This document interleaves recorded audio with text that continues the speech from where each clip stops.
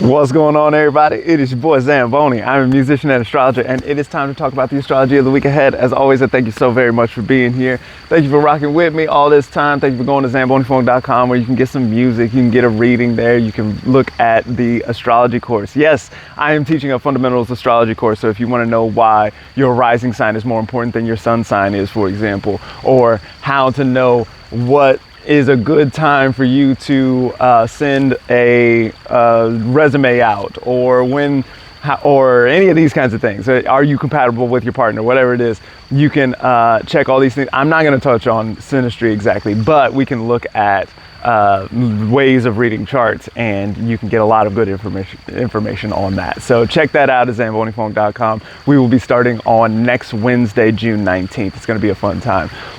Check out the podcast, also available there at zambonifunk.com or Spotify or wherever you get your podcasts at. It's in those places. It's called What is the Time? There's a bunch of cool stuff there. Let's talk about the astrology of the week ahead. So this week all right, so some big changes are going on this week.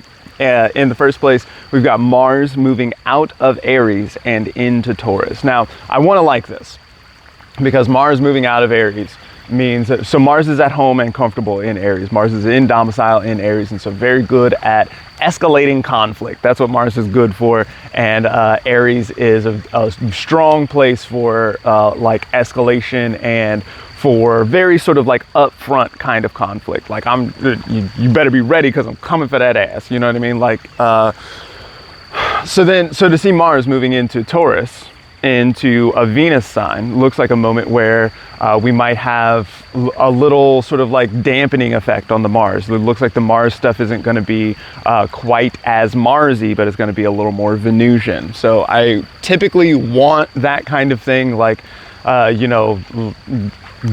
weaponry being cast into plowshares and this kind of thing, right?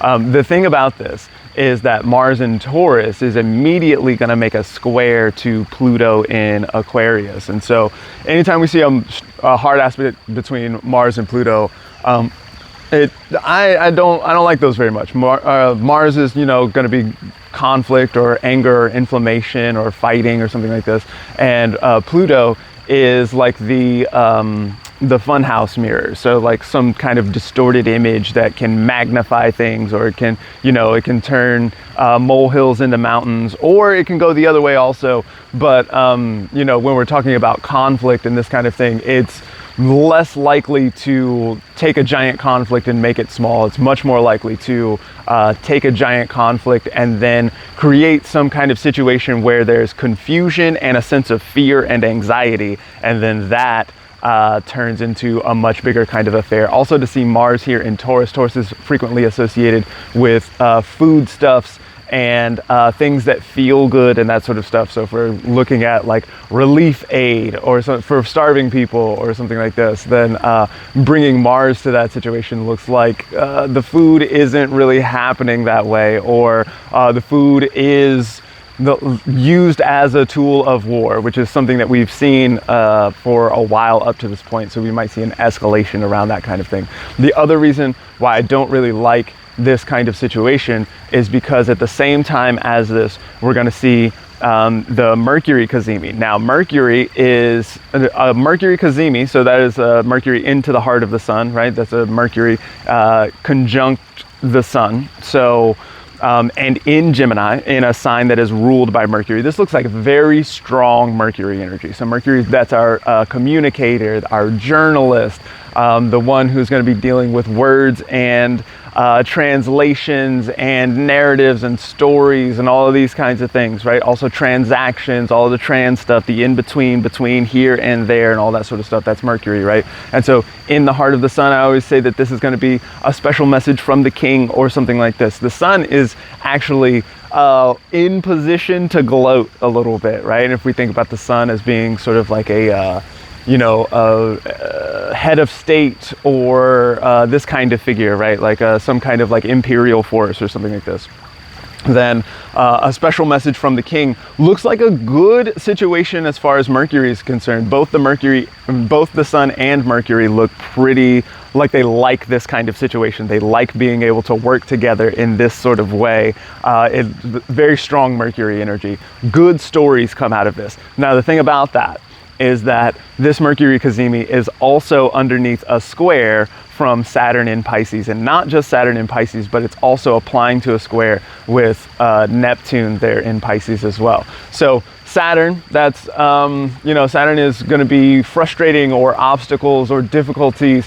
You can see conflict with authorities or rules or establishments a lot of times with Saturn. There's frequently some kind of situation where it's heavy or burdensome whenever we see Saturn, and to see Saturn in Pisces looks like difficulty with like water things, or maybe dreams or ideals or unity or something like this. And so that looks pretty troublesome. To see the journalism situation under a square from Saturn looks like bad news of some sort, right? Like, so it looks like a really strong time for news. There's a lot of news to talk about, like pundits and people whose job it is to talk about stuff. Those people probably have a pretty good week this week because there's a lot to say when bad stuff happens.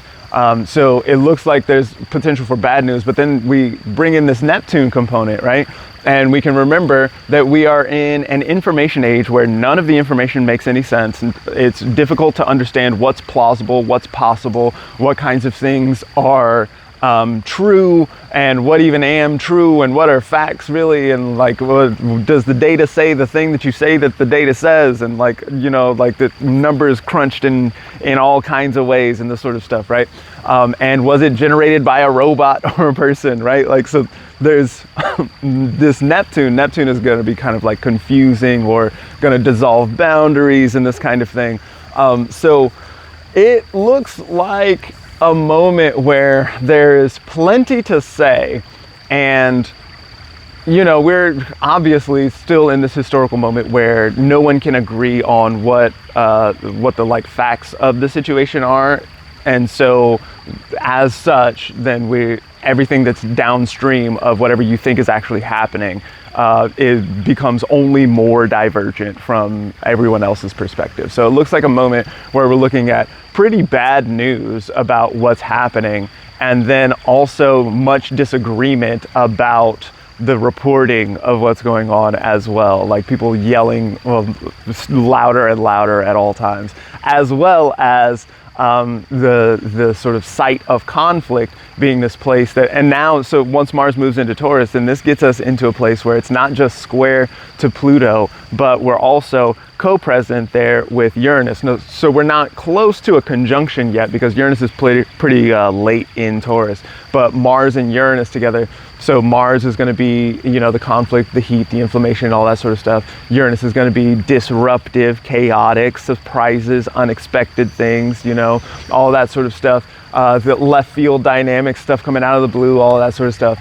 And so that looks like a pretty sort of volatile situation where, so before, while we had Venus and Jupiter and the Sun in Taurus, then it was Uranus on his best behavior, right? It was Uranus just like kind of doing, it was very good for invention and brainstorming new ideas and this kind of thing. Now to see Uranus with Mars instead does not look like Uranus on good behavior. This looks like Uranus ready to disrupt things, right? So if you're in the camp where it's like a revolution will require burning all the things to the ground, this looks very good for that. But it definitely does look pretty, the rupt in disruption means to break, right? It looks like breaking a lot of things, and breaking things that could have to do with food infrastructure, for example, or some of these kinds of things. So it definitely looks like a moment where we are looking at much discomfort, especially since we can notice as well that Venus, who rules Taurus, is under the beams of the sun in Gemini. While it was in Taurus, while we had Venus and the sun in Taurus, we didn't mind that quite so much because Venus was in her chariot. So even though we were under the beams of the sun, Venus was still in charge in that situation. Now in Gemini, that's not what's going on. And so Venus sort of suffers a little bit. And so it looks like there's plenty of discomfort this week. So that can be very good for like bringing about invention or new ways of going about things. But do take your time because it's going to get weird out here.